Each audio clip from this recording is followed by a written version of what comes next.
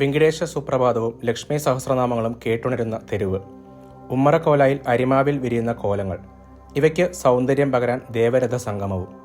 പറഞ്ഞു വരുന്നത് പാലക്കാടിൻ്റെ ഹൃദയഭാഗത്ത് സ്ഥിതി ചെയ്യുന്ന കൽപ്പാത്തിയെക്കുറിച്ചാണ്. പാലക്കാടിൻ്റെ ഉത്സവകാലങ്ങൾക്ക് തുടക്കം കുറിക്കുന്ന കൽപ്പാത്തി രഥോത്സവത്തിൻ്റെ മനോഹരമായ കാഴ്ചകളും അതിൻ്റെ ഐതിഹ്യങ്ങളും ഒക്കെ അടങ്ങുന്ന ഒരു കൊച്ചു വീഡിയോ ആണ് ഇന്നത്തെ നമ്മുടെ എപ്പിസോഡിൽ. കാശിയിൽ പാതി കൽപ്പാത്തി എന്നാണ് പഴഞ്ചൊല്ല്. വർഷത്തിൽ ഒരിക്കൽ നടക്കുന്ന ഈ രഥസംഗമം കണ്ടു തൊഴുന്നത് ശ്രേഷ്ഠവും പുണ്യവുമാണെന്നാണ് വിശ്വാസം. So once again welcome back to a new episode of our travel stories. ഇപ്പോൾ സമയം രാവിലെ 5:30 ആയിട്ടുണ്ട്. കൽപ്പാത്തി രഥോത്സവത്തിൻ്റെ 3ാമത്തെ ദിവസമാണ് ഞങ്ങളിവിടെ എത്തിയത്.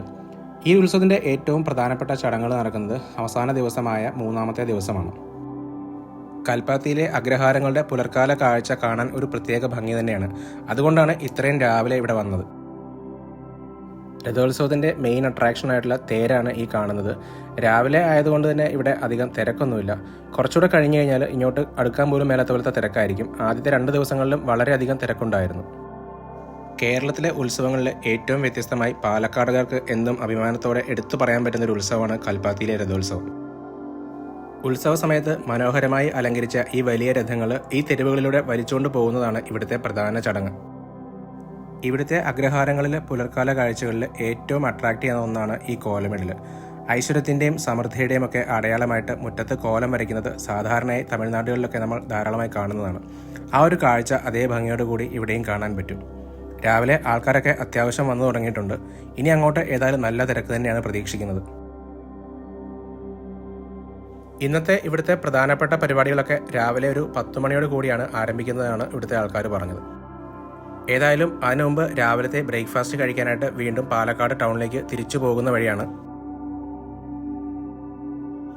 പാലക്കാട് നിന്ന് നമ്മുടെ കൂടെ വർക്ക് ചെയ്ത കുറച്ച് കൊളീഗ്സ് കൂടെ ഇത്തവണ ഞങ്ങളുടെ കൂടെ യാത്രയിലുണ്ടായിരുന്നു.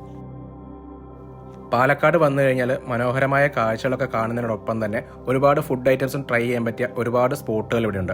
അതിൽ തന്നെ രാവിലെ നല്ല വെജിറ്റേറിയൻ ബ്രേക്ക്ഫാസ്റ്റ് ഒക്കെ കിട്ടുന്ന ഒരു സ്പോട്ടിലേക്കാണ് നമ്മൾ വന്നത്. ഇതാണ് സോഷ്യൽ കിച്ചണ്.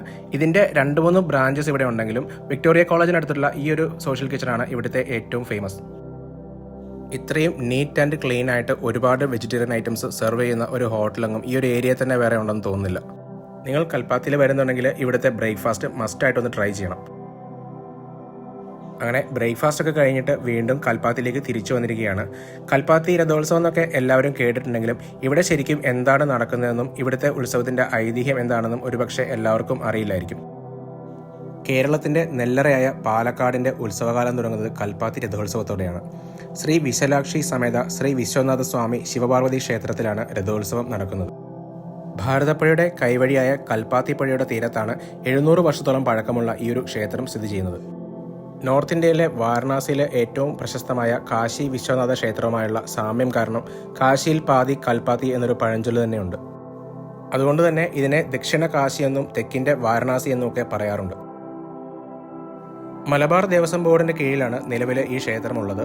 എല്ലാ വർഷവും നടത്തുന്ന 10 ദിവസത്തെ രഥോത്സവം നവംബർ മാസത്തിലാണ് നടക്കുന്നത്. ഉത്സവത്തിന്റെ ആദ്യത്തെ 4 ദിവസങ്ങളിൽ വേദപാരായണങ്ങളും കലാസാംസ്കാരിക പരിപാടിയൊക്കെയാണ് നടക്കുന്നത്. അവസാനത്തെ 3 ദിവസം അലങ്കരിച്ച രഥം തെരുവുകളിലൂടെ ക്ഷേത്രത്തിലേക്ക് വലിക്കുവാനായിട്ട് ആയിരക്കണക്കിന് ഭക്തജനങ്ങളാണ് എത്തിച്ചേരുന്നത്. ബ്രാഹ്മണരുടെ അഗ്രഹാരങ്ങൾ സ്ഥിതി ചെയ്യുന്ന കൽപ്പാത്തി ഗ്രാമം കേരളത്തിലെ ആദ്യത്തെ തമിഴ് ബ്രാഹ്മണ കുടിയേറ്റ സ്ഥലങ്ങളിൽ ഒന്നാണ്. വർഷങ്ങൾക്ക് മുമ്പ് തഞ്ചാവൂരിൽ നിന്നും കുടിയേറി പാർത്ത തമിഴ് ബ്രാഹ്മണരാണ് കൽപ്പാത്തിയിലുള്ളത്. കുടിയേറി പാർത്ത ഇവരുടെ കൂടെ അവരുടെ ആരാധ്യദേവനായ സുബ്രഹ്മണ്യനും കാശിനാഥനായ ശിവനും ഭഗവതിയും ഗണപതിയും ഒക്കെ അവർക്ക് കൂട്ടായി വന്നുവെന്നാണ് ഇവർ വിശ്വസിക്കുന്നത്. അവരുടെ ഇഷ്ടദൈവങ്ങൾക്കായി ഇവിടെ ക്ഷേത്രങ്ങളുണ്ടാക്കി പൂജ നടത്തുകയും അവർക്ക് സഞ്ചരിക്കുവാനായി രഥങ്ങളുണ്ടാക്കിയെന്നൊക്കെയാണ് കഥ. വർഷത്തിലൊരിക്കൽ കൽപ്പാത്തിയിലെ ഭക്തരെ കാണാനായിട്ട് ദേവന്മാർ രഥത്തിലൂടെ വരുമെന്നാണ് ഇവിടുത്തെ വിശ്വാസം.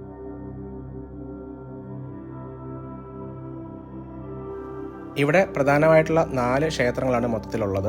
അവിടെ നിന്നും എത്തുന്ന രഥങ്ങൾ ഇവിടുത്തെ വിശാലാക്ഷി ക്ഷേത്രത്തിന് സമീപമുള്ള തെരുവിൽ ഒന്നിച്ചു ചേരുന്നു. പിന്നീട് എല്ലാം കൂടി ചേർന്ന് വലിയൊരു സംഘമായിട്ട് മുന്നോട്ട് പോകുന്നു. പ്രധാനപ്പെട്ട രഥത്തിൽ ശിവനും ചെറിയ രഥങ്ങളിൽ അദ്ദേഹത്തിൻ്റെ പുത്രന്മാരും എഴുന്നള്ളുന്നു എന്നാണ് ഇവിടുത്തെ വിശ്വാസം. ഉത്സവത്തിന്റെ ഏറ്റവും അവസാന ദിനമായ 5ാമത്തെ ദിവസം രാത്രിയിലുള്ള ദേവരഥ സംഗമം കണ്ടു തൊഴുന്നത് ശ്രേഷ്ഠവും പുണ്യവുമാണെന്നൊക്കെയാണ് ഇവിടുത്തെ വിശ്വാസം. ഒരിക്കൽ കാശിയിലെ വിശ്വനാഥ ക്ഷേത്രം സന്ദർശിച്ചു മടങ്ങിയ തമിഴ്നാട് മായാവാരം സ്വദേശിനിയായ ഒരു തമിഴ് ബ്രാഹ്മണ സ്ത്രീ കൊണ്ടുവന്ന ശിവലിംഗമാണ് ഇവിടെ പ്രതിഷ്ഠിച്ചിരിക്കുന്നത്. കൽപ്പാത്തി രഥോത്സവം ഒരു മതപരമായ ആചാരം മാത്രമല്ല, കേരളത്തിന്റെ സമ്പന്നമായ സാംസ്കാരിക പൈതൃകത്തിന്റെ ആഘോഷം കൂടിയാണ്. ലക്ഷക്കണക്കിന് ഭക്തജനങ്ങളാണ് ഈ ഒരു ഉത്സവം കാണുവാനായിട്ട് ഇവിടെ എത്തുന്നത്. ഇപ്രാവശ്യത്തെ അവസാന ദിവസം തിരക്ക് കാരണം ആ പ്രദേശത്തോട്ട് അടുക്കുവാൻ തന്നെ പ്രയാസമായിരുന്നു. ഉത്സവമൊക്കെ കഴിഞ്ഞ് നോർമലായിട്ടുള്ള ഒരു സമയത്ത് ഇവിടെ വന്നു കഴിഞ്ഞാൽ ബ്രാഹ്മണർ താമസിക്കുന്ന അഗ്രഹാരങ്ങളൊക്കെ നമുക്ക് കാണാൻ പറ്റുന്നതാണ്. ഒരു മതിൽക്കെട്ട് കൊണ്ട് മാത്രം വിഭജിക്കപ്പെട്ടിരിക്കുന്ന വിചിത്രവും ആകർഷകവുമായ സമാനമായ വീടുകൾ കാരണം ഇത് ഇന്ന് ലോക പൈതൃക സ്ഥലമായി അംഗീകരിക്കപ്പെട്ടിരിക്കുന്നു.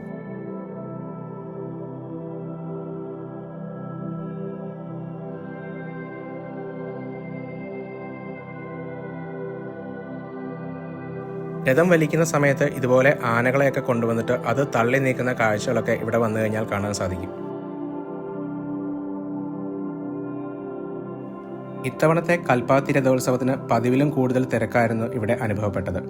ഒരു മനുഷ്യജന്മത്തിലെ തെറ്റുകൾ ഏറ്റുപറഞ്ഞ് ഭയഭക്തി ബഹുമാനത്തോടെ ഭക്തർ ദേവനെ തൊഴുന്ന കാഴ്ചയായിരുന്നു ഇവിടെ ഉണ്ടായിരുന്നത്.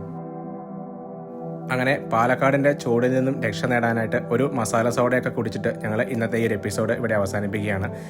വീഡിയോ ഇഷ്ടമായെങ്കിൽ like, share and subscribe. So see you in the next video. Until then, bye by.